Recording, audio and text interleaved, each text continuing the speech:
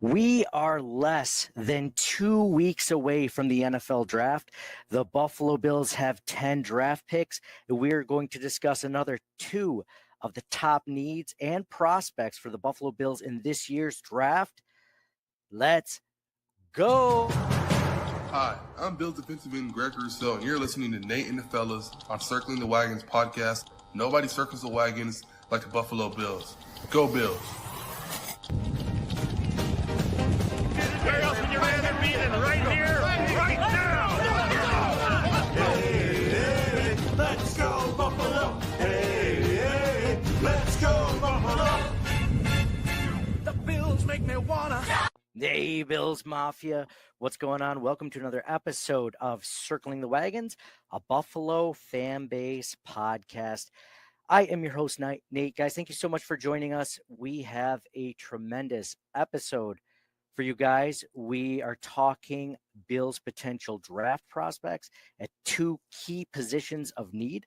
If you missed our episode last week or 2 weeks ago, we talked about defensive tackle and cornerback, 2 of our biggest needs. And now we're talking about 2 of the next biggest needs, guys that we can see in the first round, the day 1, day 2, potentially even day 3 that the Bills could pick for a number of different reasons. And we'll show some highlights and talk about some of the pros and cons of each player. So I'd like to welcome my co-host, John, ready to talk some Bills draft prospects. John, are you excited about the draft, man? I can't believe it's almost 2 weeks away. How are you doing?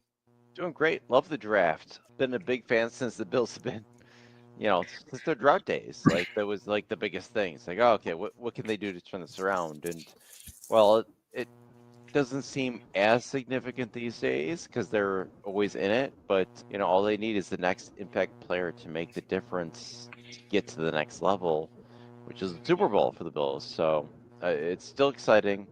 It's just, they're picking in the 30s instead of the teens. So it's a different aspect of it. But no, it's better. It's better to be always contending than always trying to squeak your way in the playoffs. So it's good. It's a good place to be, for sure. Remember when it would be like top 15, like they'd be like picking number 11. So you really only needed to pay attention to 10 guys, right? Like it was crazy. And that was at all positions of need and now we're talking, we've already talked defensive tackle. We've already talked cornerback. We're going to go over wide receiver and defensive end tonight. And it's like, we could talk about 12 or 15 prospects altogether with these 4 positions, and none of them, might be drafted by the Bills in the first round or even in day 2. It's crazy. Like before you could count on like, yeah, we're probably going to definitely get one of these guys. Now you have no idea. Somebody might drop that should be a top 10, top 15 talent, or, the Bills might trade back or pick up some more picks. There's so many different options, but yeah, a much better place to be for sure as a Bills fan, because now we're kind of narrowing it down. Like we're already over the hump. Now we just need that extra, player or 2 to get us over the hump of, instead of being relevant, now to win the Super Bowl, right? So very interesting. 24/7 Buff Pandemonium just wrote in. Our guys over there said, do the Bills trade up this year? Which I think is a very interesting question. And we gave some prospects last week who the Bills could potentially trade up for if we'd like. John, if you were to take a wild guess, the Bills are picking number 30 in the first round. Looking at the prospects that we have so far, the ones we've talked about, the ones we've done research on, do you think it's more likely that the Bills stay put, trade up, or trade back in general? Because I could see each scenario, but I feel like if they trade up, it won't be that far from number 30, because I don't think Bean wants to give up a whole lot. You know what I mean? Yeah, I think from the first round perspective, I don't see them moving out of that spot. They have 2 second-round picks later in the round. Maybe they move up in the second. That could be a possibility to get a guy that they want that has fallen. But I think in the first, I don't think it's likely. I think, it's funny. You're talking about it, and the more I think about it, is every team has roughly like 20. They always say like 20 to 25 players graded in the first round, right?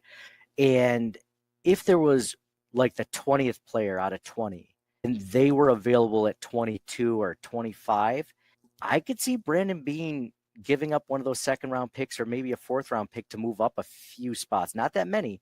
Like if it ends up coming up to like 27, 28, and the Bills think somebody might jump up there, Bean loves to trade up a few spots just to get that guy that he really wants, as opposed to waiting around and he doesn't really like anyone there at that level, or he has a bunch of similar grades on those guys. I think that's It's a wheeler and dealer. I think you go up or down. I mean, look at last year. He traded out of the first round and back down to the second, and they drafted Keon.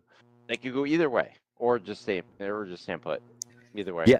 Yeah, Buff Pandemonium just brought up a great point. They say we move up in the second. I like that idea.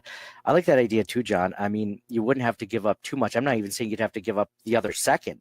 Like you might be able to give up a fourth to move up a few spots and with either of those picks. Exactly. Because they don't have a third round pick. So yeah, move up a fourth or a fifth, depending on how far you have to move up, for sure. So it's going to be interesting, man. There's going to be, we've been talking, about what we might do next episode. I think we should do like a wish list of like guys that could be available. We hope might probably will never be available. And then, the tier of guys we think could be there, maybe, and then go from there. The guys that we think will be there. And is it worth a 30th overall pick? Is it worth trading down for guys with that kind of talent, or, trading back? So yeah. All right, John, let's get into it. So last week we started our discussion on the Bills' biggest needs. We started with the Bills' biggest needs. If you are not familiar, if you didn't hear the last episode, we've been working on our biggest board of Bills' needs since, maybe even before the season ended, to be honest, because it's always good to kind of say, hey, you're really good at this, John. If the draft were to start today, what position would the Bills draft, right? Like you'll do that in November. And I'm like, I haven't even thought about that, but it gets me thinking. And then as the season goes on, we start thinking about it more and more. And then the playoffs come and the Bills potentially lose in the postseason. And you're like, why did they lose? What position could they have had more talent at that would have got them over the hump besides coaching or something like that? Something you can't control, right? So we came up with number 1 being cornerback, which we touched on last time. A defensive tackle, number 2, we touched on last time. Number 3, which we're going to talk about in this episode, it's defensive end, edge rusher.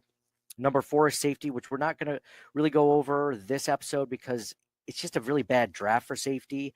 And because cornerback is so deep, it's possible the Bills double dip at cornerback. We talked about, we hope that they do that for corner. And if they do, maybe one of those guys slides into safety potentially. Right now they have starters, so it's not as huge of a need. But again, wide receiver isn't a big need too, but there are some interesting guys that we looked at that the Bills could take a flyer on and maybe, day 1, but more likely day 2 or 3, something like that. So, and then we have running back, punter, linebacker, kick returner. I mean, none of those are big needs. I think we at the end of this episode, we'll hit on all the big needs for day 1, day 2, maybe even day 3 for some of these guys that we like based on the fact that we know what the team looks for. We know what the team needs.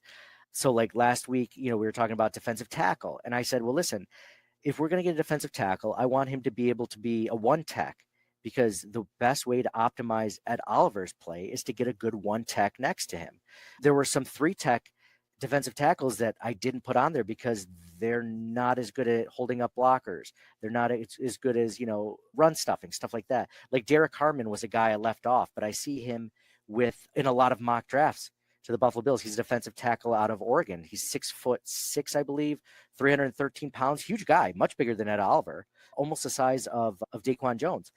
The problem is he's more of a penetrating defensive tackle. He is more of a pass rush defensive tackle. He's probably would end up being our best pass rushing defensive tackle if we took him. Now, I didn't draft thinking that that's something we definitely need. Could we use it? Absolutely. The Bills could definitely use a defensive tackle. But I was looking more at the range of who could start immediately or very soon, rotate in, and also be an impact for years to come.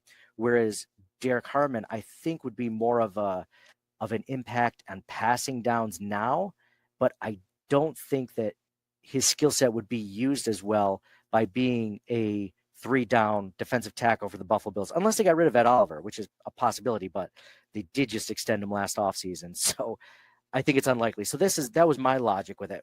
If they drafted Derek Harmon, would I be upset? Absolutely not. I think he's talented. I think he would bring a position that, we could use. It's just not ideal in my eyes. as a Bills fan, as you know, as someone that watches the team and sees where they have, good talent and, lack some talent. That's how I see it. So, John, we're going to go over defensive end first. So we kind of talked about this over text message, and we said, well, this is what I see. Why don't I take defensive end? You take wide receiver. So we're going to do that. Just going to go over again the deepest positions in this NFL draft. Number one, defensive tackle, luckily, is the biggest need. It kind of falls perfectly within, the Bills' needs. Number two is defensive end, edge rusher, which we're going to talk about tonight. Number three is offensive tackle. Not a big need for the Buffalo Bills in this draft. It's actually one of their strongest positions right now, at least on paper, is offensive tackle. So maybe they take a flyer on one late. We'll see. Cornerback is number 4, wide receiver is number 5, and running back is number 6. So actually, for the top 5, we will have discussed in this episode and last episode. So I'm going to talk about the defensive end traits that I was looking for in this NFL draft. And so when I'm looking at defensive end, edge rusher, one thing that sticks out to me first and foremost is the ability to get to the quarterback. There are guys in the top 10 of most rankings of defensive ends that are big guys, that are athletic, and they're more run defenders than they are pass rushers. That's just the way that they are right now. Could they end up becoming much more than that? Sure. But as of right now, coming out of college, some of these guys have much higher run stuff ratings than they do pass rush ratings. So when I was looking at guys, I'm looking at pass rush grades. I'm looking at pass rush win rates on true pass downs or just passing downs in general, or just downs in general. Like, those are the guys I want. I want guys that can get to the quarterback, because we have defensive ends that are able to contain, set the edge. We have that. Greg Rousseau is very good at that. He also happens to be one of our best pass rushers too. But I'm looking for a guy that can basically raise that level to a new level. I want a guy that can potentially outperform Greg Rousseau in the first year, either in situational downs as a rookie or potentially beating out. I mean, he's not going to beat out Joey Bosa, let's be honest. Like, it's unlikely that they're going to become a starter, but a rotational pass rusher, absolutely. And I think that when we look at these guys, John, like, I'm still high on Javon Solomon from Troy last year, their 5th round defensive end. Like, I'm high on him because he was good. He was good in a very weak conference and a very weak schedule, right? Like, he was very good. He's undersized. He's only 6'2". He's like 240 pounds. Like, he's not a big guy. He's not long. He doesn't have all these elite traits. He did have performance in a lower conference. It's like, well, that's why they took him in the 5th round, right? Like, that's what you're looking for. Well, the guys that I'm looking for are guys that are not from lesser conferences, that, are a little bit bigger, and that also have good pass rush grades and win rates. So that's what I look at for these traits. Is a guy that when Joey Bosa leaves in a year, potentially when his contract's up, they're going to have a guy that can replace him and be next to on the other side of Greg Rousseau. That's basically what I'm looking for. And if you look at the tweet I'm showing below, someone just read Mafia Madness. Do you boys read chats? Just did Mafia Madness. I just read your chat. Yes, I do. If it's good, Mafia Madness. We don't just do this for everyone. But Jared is in 24/7 Buff Pandemonium. Those guys are always good. James Pearce Jr. We're going to talk about. Braden Swinson we're going to talk about. And some guy that's not on here that we're going to talk about, right? So, nice. Mafia Man is first-time listener. Thank you for coming in, brother. Or sister, whatever the case may be. And we're going to talk about someone else. So first and foremost, guys that I did not include on the list. Like last week when we talked defensive tackles, I didn't talk about Mason Graham. He's probably not going to be there, right? Probably not going to be there for the Bills. Probably a top 10 pick. In this situation for defensive ends, guys like Abdul Carter from Penn State, Mike Green from Marshall, those are top 10, top 5 guys. If they end up making it to the Buffalo Bills, run up to the podium and take them. They won't be there. Odds are very unlikely that they'll be there. I mean, these are literally guys that have average draft positions of like 15. Like Abdul Carter's is like top 5. He will go in the top 5. Mike Green is like top 15. Now, where it gets interesting are the guys after that. And the first one I'm going to start off with is defensive end James Pearce Jr. out of Tennessee. 6'5", 243 pounds, edge rusher.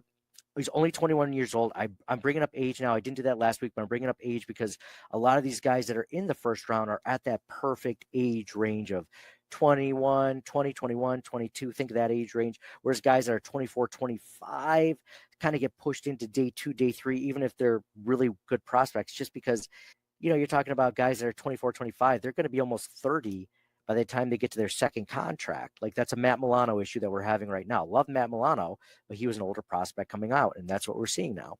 So he 21 RAS score, John, of a 9.4 RAS score. So just to put that in perspective, John, what do you think Greg Rousseau was, if you had to guess, out of 10? Just to put things in perspective, right? I have no idea. It's a lot, but I don't remember how much I like Rousseau coming out. I know Rousseau was like a raw prospect, right? Oh yeah, he was only 20, I think, 21. But he was a from a athletic freak standpoint, was really good, right? Mm-hmm. Part of the reason why they took him, and he had a great year. I mean, he's 6'6", 266 pounds. I can guess similar. I don't know. He's 7.7, and this is Pearce Jr., 9.4. So more athletic at that position, size-wise, explosiveness, everything that you're looking for.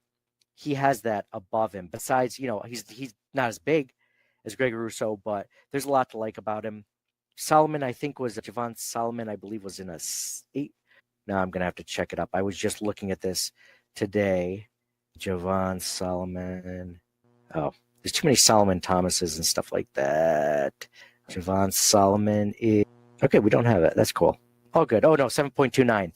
So, you're talking about a guy already athletic. So what's interesting is, by the way, Mafia Madness brought this up. He's like, I really like James Pearce Jr., but I think the earliest we should take a defensive end should be at 62 with our second round pick. And I don't disagree with that at all, Mafia Madness. By the way, I don't think the Bills should necessarily take a defensive end or edge rusher at number 30 unless a guy like this becomes available, a guy that could potentially be a starter from day one, or a guy that can easily slide in as a starter if Joey Bosa gets injured, if Gregory Rousseau gets injured, right? This is a guy that I would want. I don't think the Bills necessarily will draft that one. And that's another thing. When I was looking at defensive ends earlier, John, there's a lot of guys that project more as 3-4 outside linebackers, right? Rush linebackers. I didn't include any of those guys because I think that's too much of a switch in position in the first round and potentially the second round, which is where, we're looking at most of these picks.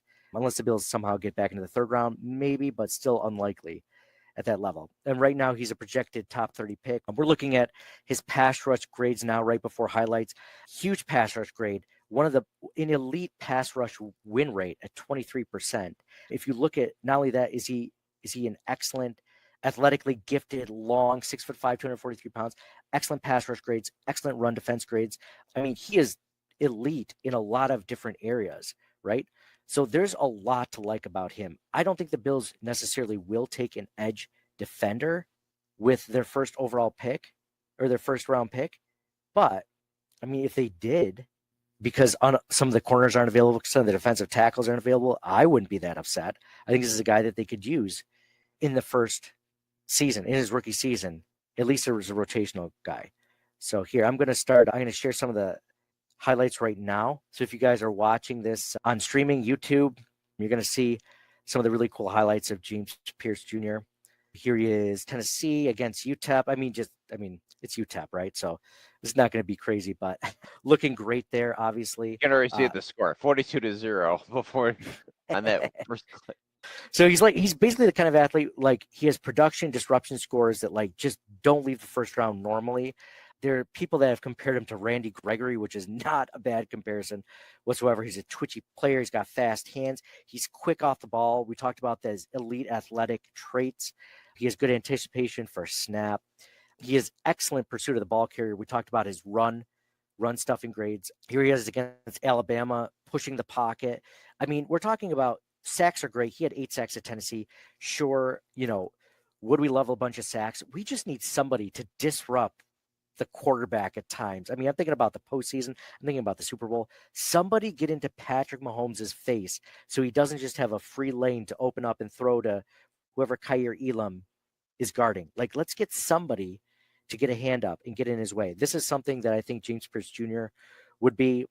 for some reason, so the knocks on this guy, I talked about how much I love him from all these different perspectives. The knocks on him are, this one is just, he just doesn't have a high snap count. He's a lot lower than a lot of his peers. And some of that has to do with the way that Tennessee runs their defense. But then just recently, there have been some reports of character concerns of James Pearce Jr. Some of them stemming from the fact that they think he's uncoachable. There's not a lot of, what is it called? Actual reports of who that's from. No quotes, obviously, unnamed sources. And so I wonder, is this a guy that was, he was supposed to be a top 5 pick if he came out in 2023, or 2024 rather. He's coming out this year.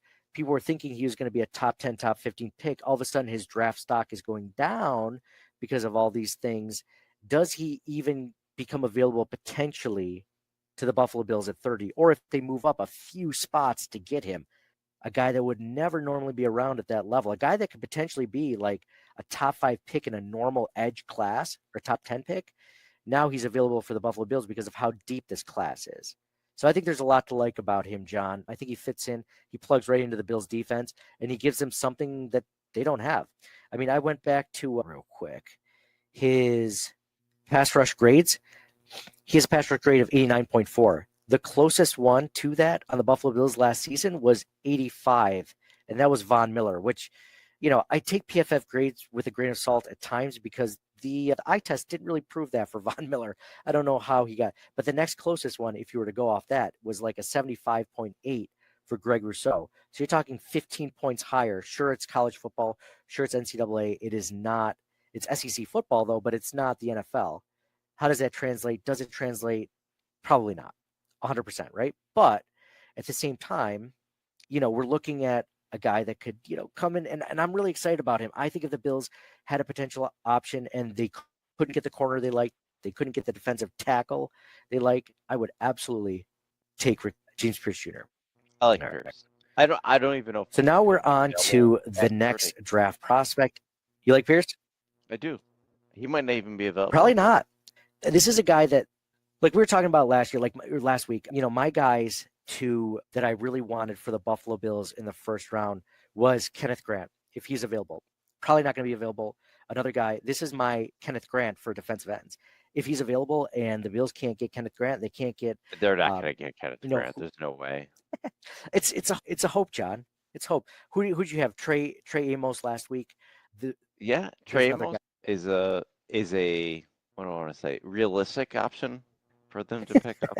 Kenneth Grant's going to be way gone by the time he's top 10. Oh yeah. I see. It's funny. I've been seeing him go to the Bills. He's one of the most mocked players to the Buffalo Bills right now. I don't know, John. I don't know. We'll see. Anyway, sure. Yeah, if he's there, take him. Jeez. Hambone says only take Pearce if he falls to the second round. If he falls to the second round, I'd be one of those teams that you've already taken your first round pick with a corner or someone else. I would be trading both second round picks to get up there to take Pearce. For sure. I think that would be absolutely worth it. Imagine getting a cornerback 1 potentially, or at least a starting corner outside of Christian Benford, and then getting your potential long-term edge defender. I mean, sign me up, dude. Get your double dip at defensive tackle in the 4th round or whatever, and then go from there. Take a few of them because you're set, I think, at those positions. So we'll see. We'll see with that. Next guy I want to talk about, he's not in a first-round talent territory. We're talking more in the line of bottom of the second round, mid to bottom of the second round, and that is JT Tuimoloau from Ohio State. He is 6'5", 269 pounds. Again, usually those kinds of traits that the Bills like with their first day 1, day 2 picks. He's only 21 years old and an RAS score of 9.33. So again, huge up there, hugely athletic guy right now. You're talking about a guy that had 15 sacks in 2024, 14 quarterback hits. I mean, now I'm showing you the pass rush grades, really good pass rush grade, better run defense grade. His true pass rush grade is much higher, almost at the elite level. And then his pass rush win rate in general is well above average. So you're looking at a guy that could potentially step in and be a guy that can, shadow in and maybe rotate in his first season, but a guy that has strength, size, weight. Remember when the Bills drafted? I'm going to share the highlights with all y'all that are watching right now for JT. There we go. You think about guys like AJ Epinesa, the Bills drafted in the second round just a few years ago. He was 6'5". He was more in the 280 range. The Bills and then they made him slim down. The Bills like guys that are already in this range. They slimmed him down. I want to say AJ to like 260, 265. I mean, JT's already there. He's at 269. Maybe they make him lose a few pounds, maybe not. But again, you're talking with a guy that has a huge motor, strong motor, powerful first step, his great consistent hand placement, good leverage. He has no fear when it comes to linemen pulling down against him. Some of the issues that he has is he struggles against tackles with long arms. Some of his anticipation when it comes to some of these plays, whether it's in the run or pass or play action, it's a little bit slow on some of the anticipation. But, I mean, he's a day 2 prospect. I don't think this is a guy that – he could make AJ Epinesa basically, trade bait if he comes in soon. So John Roberts just mentioned this is AJ's last season under contract. Yeah, great guy that could easily and in my opinion has more upside than AJ ever did. So you gotta love that. You gotta love a guy that played for a huge team, huge conference. I mean, we talked about Tennessee earlier in the SEC. Now we're talking about Ohio State. Guys that I like. When you're looking at guys that are day 2, day 3. They don't have all the pass rush moves and all the arsenals. This is more of a power guy. So I think that he has the ability to do a lot more than that.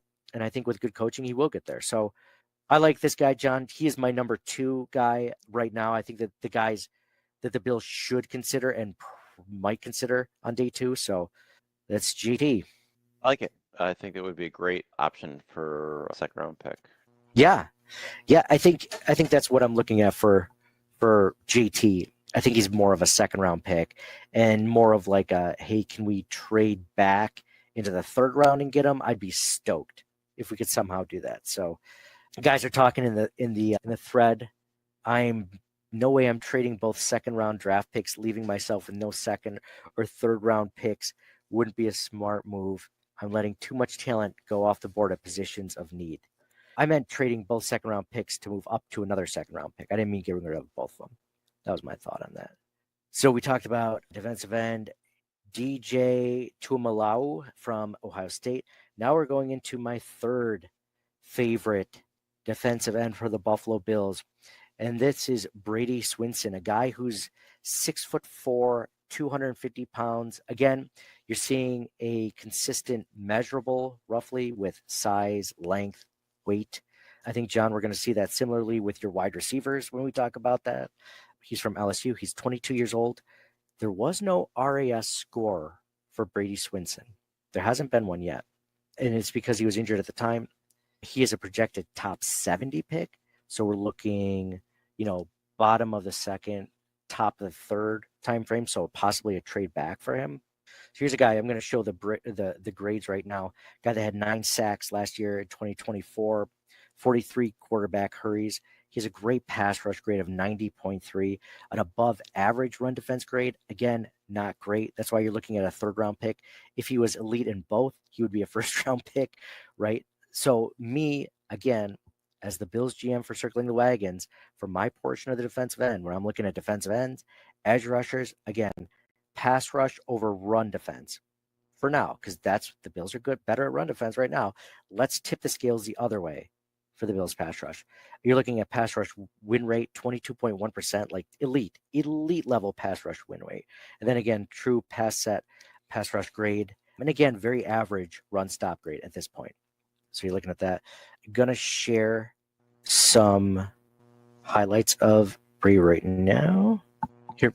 Oh, and let's see. So just to give, my wife was just telling me that I was a little bit louder than I should be for this time of night. A little bit louder now. I was looking for that mask. So my wife, I had this mask. If you guys have not seen the episode the last few months, it is a Nacho Libre mask. Shut up. Nacho Libre mask, which I like to call myself lovingly Nacho Libre. with it is a Bills mask. You cannot tell because I'm never looking to the side. So what's the point of having it? But I do have a new mask that I might put on this next week. I just found it. My wife threw it down the stairs. So I'll put that one on next. That'll be a preview. So going back to Braden Swinson, one of the reasons why, again, he's not higher on the list is he didn't become a full-time starter until this last season. But right now, out of the gate, as a pass rusher in LSU, I mean, he's already showing a ton of potential in one season. Again, this is why he's a day 2 pick, because this isn't the kind of guy that you necessarily, I mean, he has good athletic skills as far as on tape, but he doesn't have an RAS score because of injuries. Arm length, he's great arm length, great burst, great hand placement, decent speed and bend around the arc, not elite, but very good. Natural movements in the pocket, active hands. The things he needs to work on still, again, he's only a 1-year guy so far, but he has a little bit, he leaves some fat on the bone as far as too many steps needed to do what he has to do. If he shortens that up, you're talking about a guy that can be maybe potentially one of the best pass rushers on the Buffalo Bills if they can get to that level. So here you see some of him doing some 3-4 outside linebacker spots. I think he has a size, though, to be a defensive end in a 4-3 look. Usually these guys are a little bit lighter at like 230, 240, and the Bills might want him to be a little bit bigger, but I think this is a guy that the Bills could look. I mean, his pass rush win rates are just so freaking good. So we'll see. Again, I was hesitant to put him on this list because he's more of a rushing outside linebacker, but a day 2, possibly early day 3 pick, I'd be willing to take a chance on a guy with all these other elite pass rush skills. So thoughts on my last guy, John, Braden Swinson out of LSU. Interesting pick. I had a bunch of guys in the mix in there. I kind of had him pegged in the 3rd round somewhere, but you never know how these things work out. But no, I don't think the Bills would trade up for him at all. I don't think the Bills, but I think that he's another Javon Solomon. If he falls to them, the Bills have to look at that and be like, I don't know if we can pass up on this guy. I mean, this guy might end up going in the 2nd round to a 3-4 team. You never know. They get fall to the 4th. Who knows? Yeah. John Roberts has an interesting comment. Do you think they will double dip at defensive end with Hoyt being out the first 6 weeks? I don't think so. I don't think defensive end is one of those positions they double dip at this year. I think they draft one. I think they draft one on John, if you had to guess where you think the Bills would draft one right now, I think the only reason that they double dip is if they did like 2 1/5 and 1/6 or something like that, But I don't think this is a position they double dip at. Do you? I mean, they do have 10 picks, so that's entirely possible. I mean, their starters are set with Rousseau and Bosa, and Epidesa has tons of starting experience. And then we've mentioned Solomon. So even with Hoyt out for 6 weeks, they're probably fine. But I mean, double dipping, I mean, you could get they could do draft one at any time and then one in the 7th. Or do they have a 7th round pick? I don't know, 6th or 7th round pick. They have 10 picks. So they have 10 picks. Yeah. They could easily double dip at any of these positions that we're not expecting. That could be one of them. I don't know. I would like to see them double dip at corner, and definitely corner, I think. I don't know if I'm scarred from the Kyrie Elam experience. I'm like, you have 2 corners just in case. So it's weird because I would think cornerback, I think, is my number 1 pick to double dip at right now. And I think that defensive tackle is close. I agree. Daquan Jones is older. I can't see Daquan leaving, though. So if you're talking about their defensive tackles that they have on the roster right now, you're talking Ogunjobi, who's out for 6 weeks. Right. Daquan and Ed Oliver. So there's 2 that'll be available. And then Carter is a young guy. Dwayne Carter, yes, exactly. So that's 3. So they usually keep about 10 defensive linemen or so. I don't even see them double dipping at defensive tackle necessarily. If they get one on day 1, definitely not. I don't think they spend more draft capital at that. Corner is the best one so far. Maybe if it's not as specific, instead of saying corner or defensive tackle, saying they double dip at defensive back and defensive line. That's a sure thing, right? They definitely do that. Defensive back and defensive line. I mean, corner, they could definitely do it because we mentioned the ability to move from cornerback to safety. much easier than safety to cornerback. So cornerback to safety, 2 cornerbacks seems Right. almost like a lock. And they could use more safety help. So John Robert mentioned they may trade up for a 3rd-round pick, or they may trade out of one of those 2nd-round picks to get a 3rd-round pick. I mean, all those things are on the table. I mean, Sure. the Bills don't have enough roster spots that I think that they can keep all 10 picks. I think they're going to end up having to either move some into 2026 or trade up in some way, shape, or form to move that number from 10 to like 7 or 8. You know what I mean? And they do like picking up future picks, so that's definitely a possibility. So, John, we talked enough about defensive end.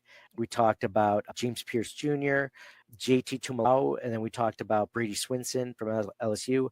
Let's talk about wide receiver for you. So, I mean, I have my own idea for wide receiver traits. What receiver traits were you looking for when picking out the Bills' wide receiver draft prospects? So one of the biggest traits for me was a speedster down the field. And unfortunately, the 3 guys that I picked have none of those abilities, but they have other abilities.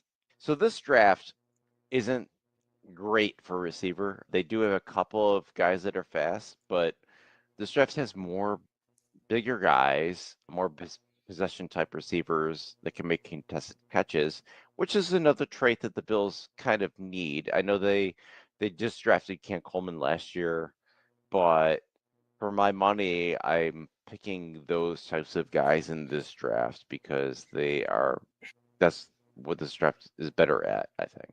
Boundary wide receivers, right? Yeah. Maybe not the speed, but more possession guys like Keon Coleman. If you think about it, the Bills lost 2 of their best boundary receivers, Amari Cooper and Matt Collins, and the only one that they have replaced really is with Joshua Palmer. So they absolutely have another. I mean, Khalil Shakir is for all intents and purposes their slot receiver, right? And then when he isn't, it's Curtis Samuel. So they have their slot receiver down. It's a matter of getting a boundary receiver, right? So those are the kind of guys that you were looking for. Sounds like, right? Yeah. Okay. So that makes sense. Like you said, if you can't get a speed guy, this draft is deep, but maybe not deep in the ways that we were hoping for. But then again, some of these guys you're talking about that you will be talking about have speed. They're just not 10 times better than what the Bills have. They as good as anyone on the Bills, but maybe not better, right? Yeah, and I was kind of targeting guys in like maybe the 2nd round for the guys I was going to talk about. I definitely don't want them to draft another 1st-round guy that can catch the ball like they did with Kincaid and Keon the last 2 years. I do think they should do defense. So I kind of focus more on maybe one of their 2 2nd-round picks or something like that. Yeah, I'm glad you did that because I think it's unlikely they go day 1 wide receiver. So the earliest you're thinking is like 2nd-round pick, maybe one of their 2nd-round picks. They consider it if they fall to them. I don't think they see it as big of a need, but I mean, you can never have too many weapons for Josh Allen for sure. Mm-hmm. So who's this first guy you're talking about? Okay, you don't want to say the name first? That's up to me. Okay. Oh, did you allow me to try?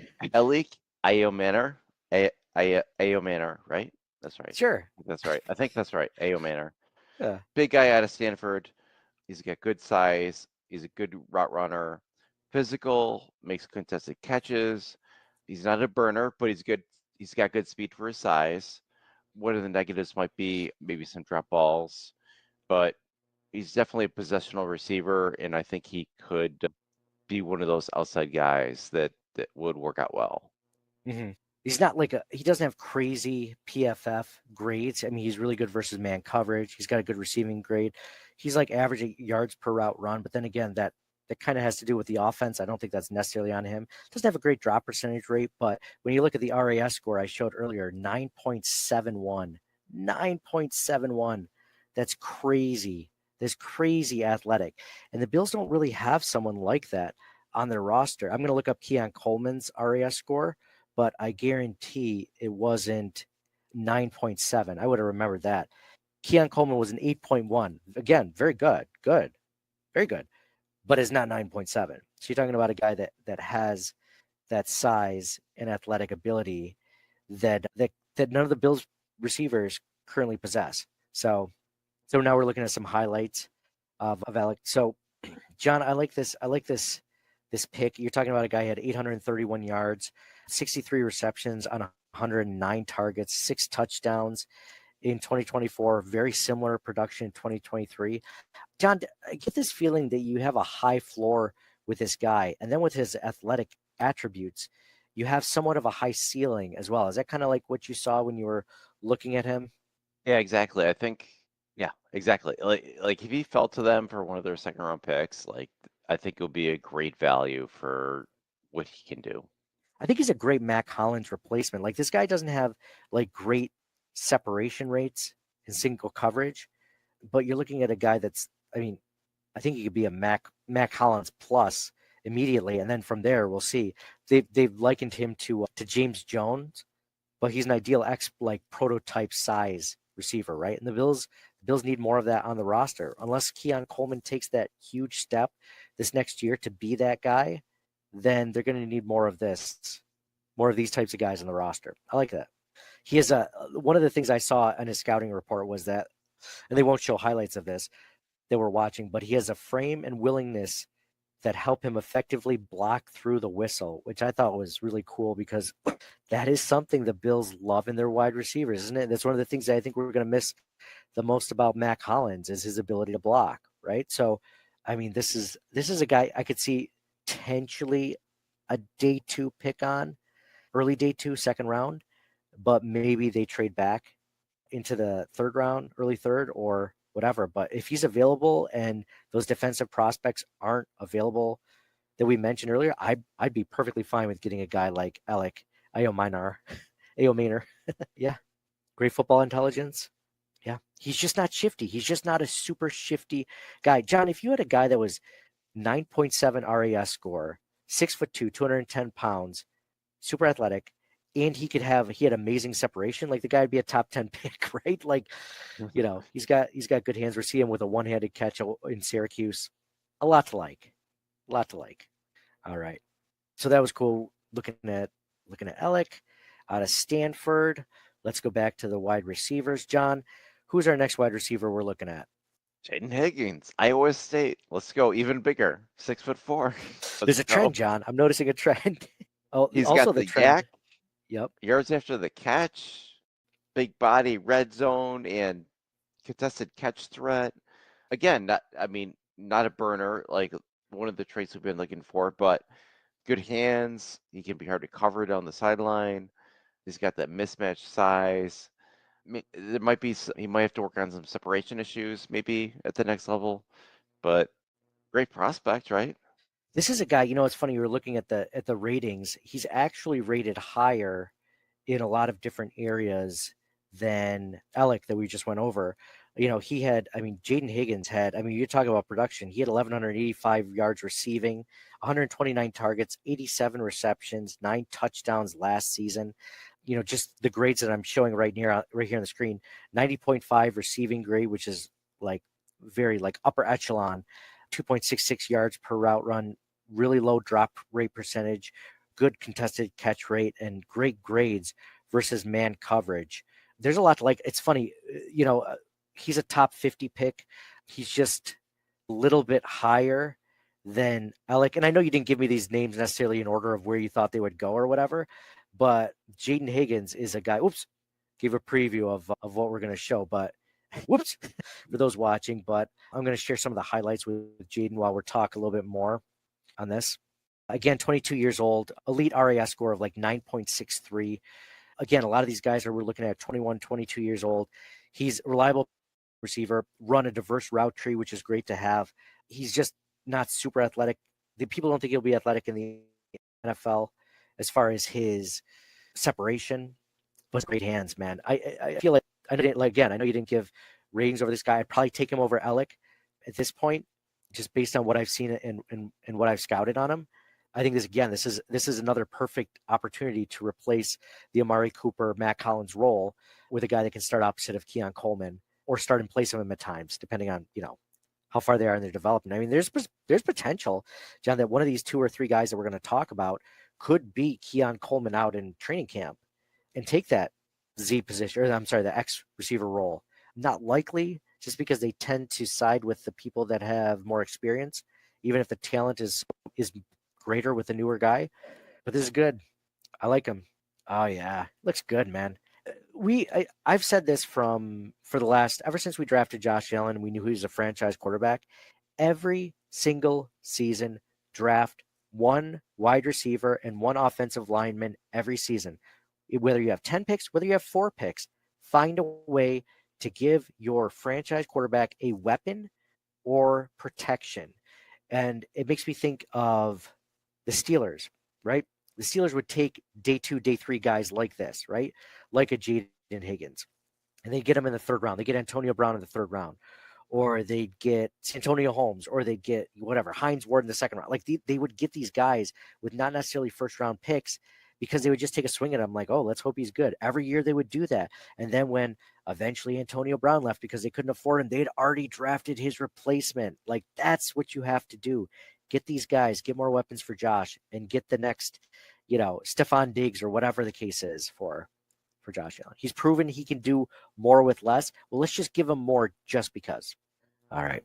So that was a lot about Jayden Higgins. Like Jayden Higgins, his prospect. Who's the last guy we're going to talk about tonight from the wide receiving group? Biggest guy. Let's go. Savion Williams. 6'5", 225. TCU. I love it. He's got good yards after the catch. Very dangerous with the ball in his hands. He can run. He can carry the ball in the backfield like a running back. He's a very physical runner, mismatched size, red zone weapon, versatile. This is like a Debo or like a Cordell Patterson type of player. He can do a lot of different things. He might have to work on his hands a little bit, but Yeah. I was gonna say in general, after that, he's very interesting prospect. That's why I wanted to talk about him.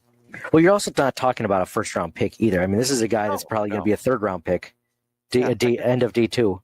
Second, third round pick, yeah. John, I like it. You know who he reminds me of, which is funny because he's a big guy, so think size.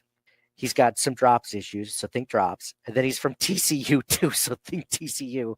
He reminds me a little bit of Quentin Johnson from the Chargers. And I remember when the Bills were looking at receivers and Quentin Johnson, he's one of those guys that was available, or the Bills were thinking, when Jackson Smith and Jigba wasn't going to be available, guys like Jordan Addison might not be available, like guys like that. And you're looking at the next tier, and I'm like, I don't want Quentin Johnson because one of his biggest knocks was that he dropped the ball. And what does he do in the NFL? Like consistently is drop the ball from Justin Herbert. But what I will say about that is we're also not taking him with a first round pick. So if you're going to take a guy like that on day 3, I'm all good with that, man. Take a flyer on him, see what he's got, right? Yeah, for sure. I he's got big playability. You just got to get the ball in his hands, and if that means him trying to catch it. But no, I like him a lot. I think he's a good prospect here. He's kind of got, because he's one of those guys that does have some drops, some bad drops, some bad drops for sure. But he also has if you see on the screen now, I'm showing that contested catch rate percentage. I mean, that's elite contested catch rate. Mm-hmm. And you know what that almost reminds me of is a little bit of Dawson Knox, right? You're talking about Dawson Knox, a guy that would drop it if it hits him right in the hands. And then when it's right in the air on his back foot with two defenders, draped over him, Dawson Knox is going to catch it every single time, right? He's that was a good catch. We're watching him right now. That was a good catch. That was behind him. Wasn't a great pass. And Knox is one of those players that improved a lot. After another great catch. Years back corner of the end zone. Let's give Josh a 6'5", 228-pound wide receiver to throw to on the X. Here's him running. What's crazy, John, you mentioned him being a running back. We're watching a running play right now where he just bounces to the outside. So we never got an RAS score for him, but I bet you his athleticism is at least an 8 or so on the RAS score based on the fact they use him as a running back. He just ran for a touchdown, for 40 yards out of the backfield. Good athleticism. Shows up on tape. I'm surprised they're using him as a running back, 6'5". When you're talking about Deebo Samuel, I think he's 6'2", 210 or something like that. This guy's 6'5", 225. That's crazy. And he can be elusive for his size. It's crazy. That is. So with a guy like this, so example, Xavier Worthy had knocks on him for drops coming into the NFL.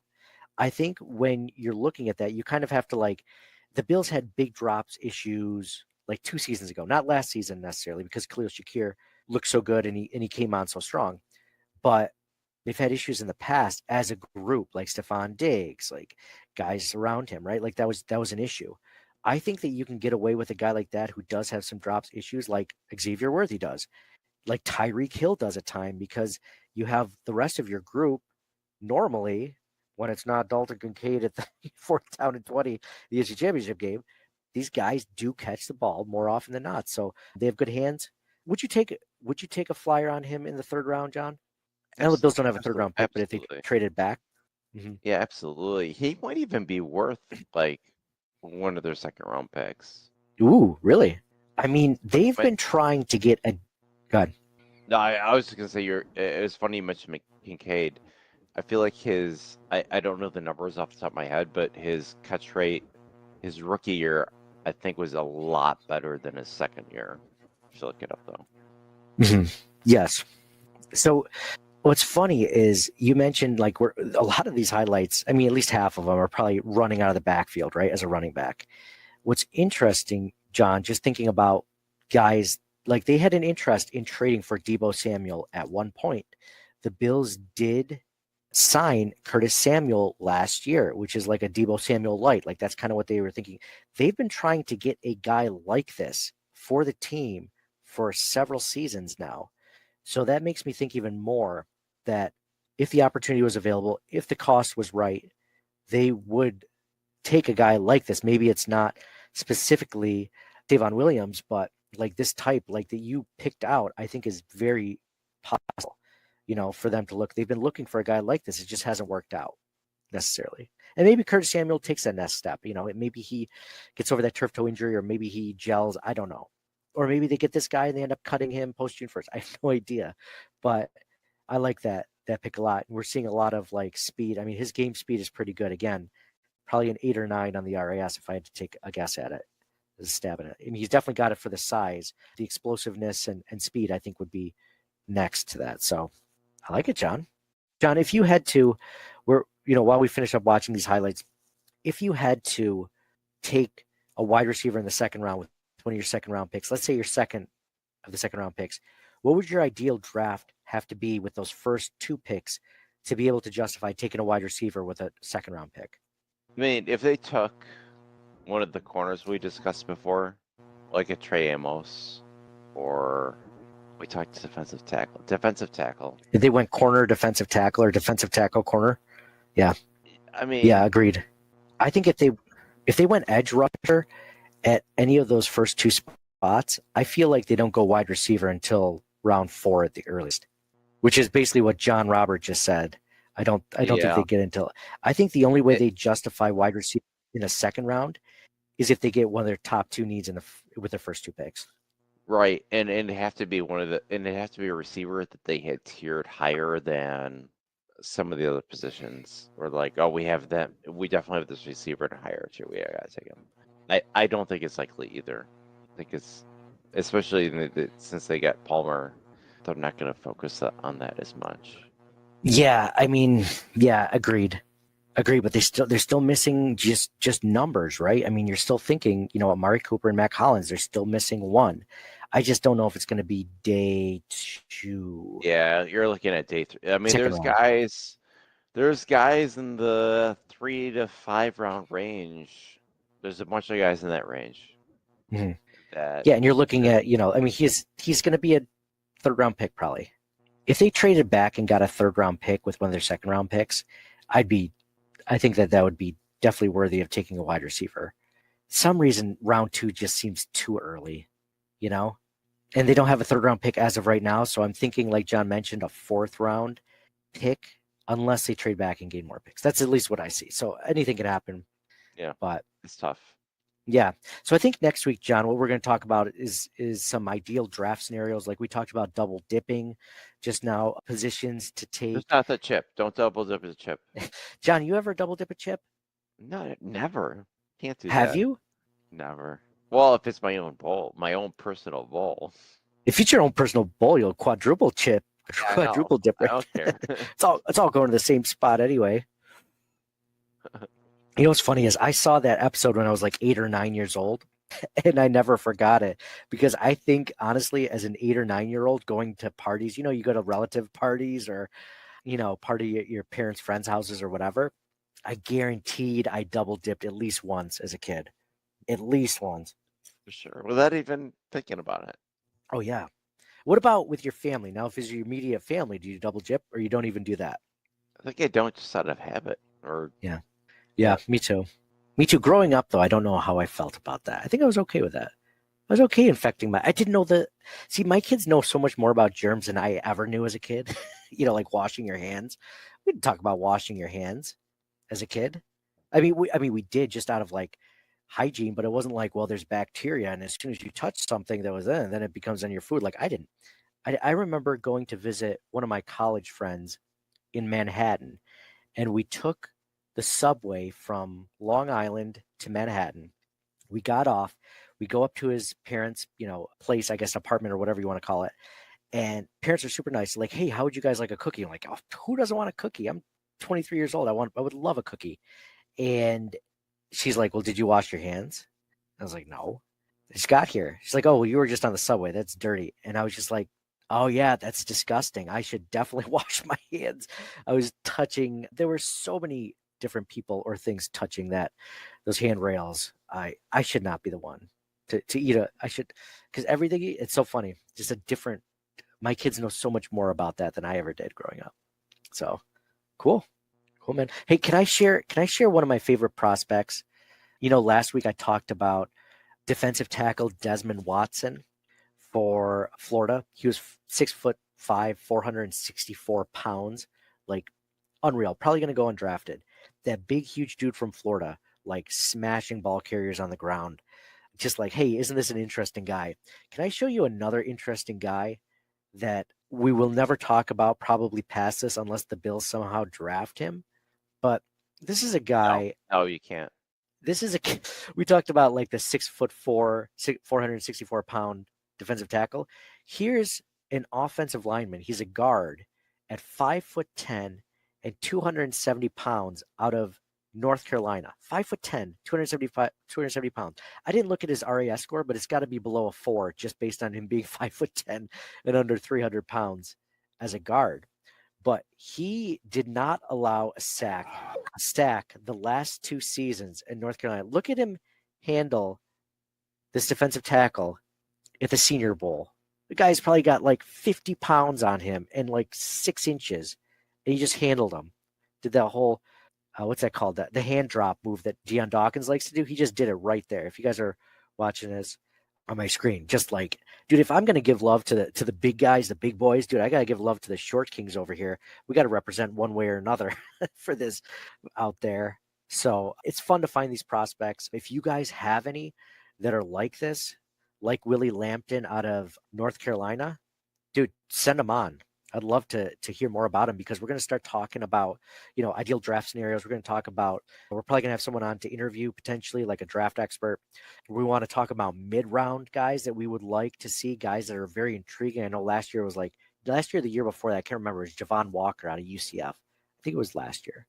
But guys like that, guys that you like in the middle rounds, like day 3 picks, that for some reason either they only have 1 year of production, or they're from a small school, or like Willie, they're 5'10" as a guard, right? Like guys like that show that sort of potential that you like. Let us know, because I'd love to talk about them, and we're going to find our own that we've been looking at for now. And some of these guys, honestly, we've been talking about just in general, because these are guys that are like D3 picks, some of these guys, but we like them for the Buffalo Bills.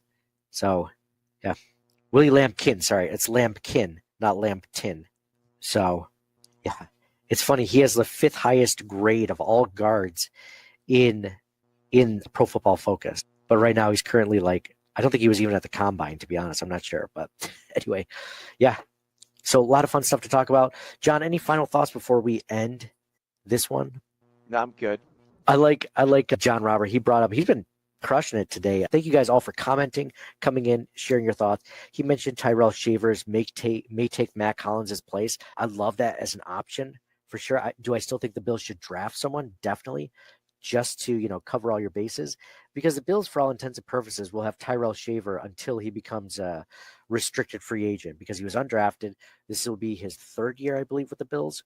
So they're in no fear of losing Tyrell Shavers unless he absolutely destroys it in training camp. So I think you still draft a guy, but it's good to have a potential option as Tyrell Shaver. And I like Tyrell. I mean, he's got the size for sure. So yeah, liking that.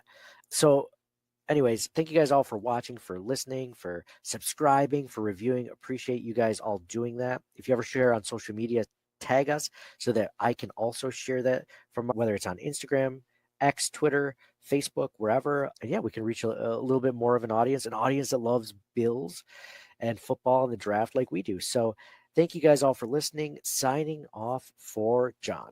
Bills. And for me, Nate. Go Bills. Thank you guys all for listening, and we'll talk to you guys again soon.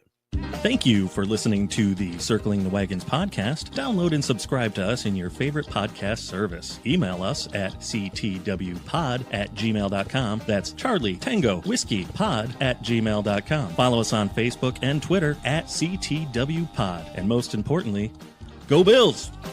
Nobody circles the wagons like the Buffalo Bills. Nobody circles the wagons like the Buffalo Bills, Nate.